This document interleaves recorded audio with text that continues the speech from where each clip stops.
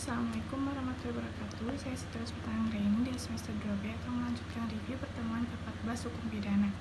Alasan penghapus pidana yaitu alasan yang memungkinkan seorang yang melakukan perbuatan yang memenuhi rumusan delik atau tindak pidana tetapi tidak dapat dipidana.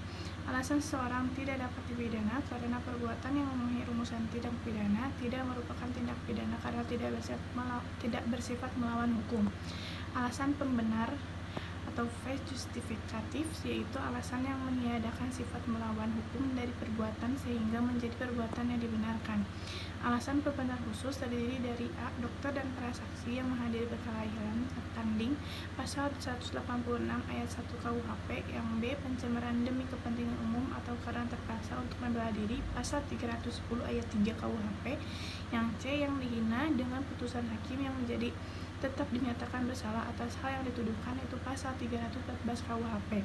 Alasan pembenar di luar UU yaitu hukum disiplin dari orang tua atau guru, yang B. Kewenangan jabatan dari dokter, apoteker, penyelidikan ilmiah atau vivisecti, yang C. Fungsi negatif dari sifat melawan hukum material atau ontrekken atau negatifan material, misalnya Rs. Hograd tentang dokter hewan, Jo putusan MA tentang Markus Effendi.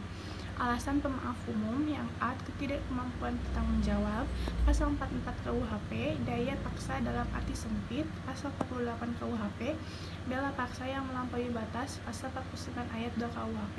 Alasan pemaaf khusus yaitu mempersiapkan atau memperlancar perubahan ketatanegaraan dalam arti umum pasal 110 ayat 4 KUHP, penarikan kembali pembujukan untuk melakukan kejahatan pasal 163 ayat 2 BIS KUHP, yang 3. Tidak melaporkan kepada yang berwajib atau yang terancam apabila ada kejahatan yang tertentu pasal 166 KUHP. Alasan pemaaf di luar UU A. Tidak ada kesalahan sama sekali atau taksi. B. Alasan peniadaan pidana putatif. Daya paksa atau overmatch diatur dalam pasal 48 KUHP tetapi tidak memberikan pengertian karena itu harus dicari dalam FIT yang menjelaskan bahwa daya paksa adalah setiap kekuatan, setiap paksaan, setiap tekanan yang tidak dapat ditahan. Daya paksa dibagi menjadi 3 bentuk yaitu pertentangan antara dua kepentingan hukum, contoh Rs. Papan Karniandes. Yang kedua, pertentangan antara kepentingan hukum dengan kewajiban hukum, contohnya Optician Rs. 1932. Yang ketiga, pertentangan antara dua kewajiban hukum, contoh dipanggil untuk menghadap ke dua tempat pengadilan yang berbeda dalam waktu yang bersamaan. Cukup sekian yang bisa saya sampaikan. Mohon maaf apabila ada kesalahan. Wabillahi taufiq wal hidayah. Wassalamualaikum warahmatullahi wabarakatuh.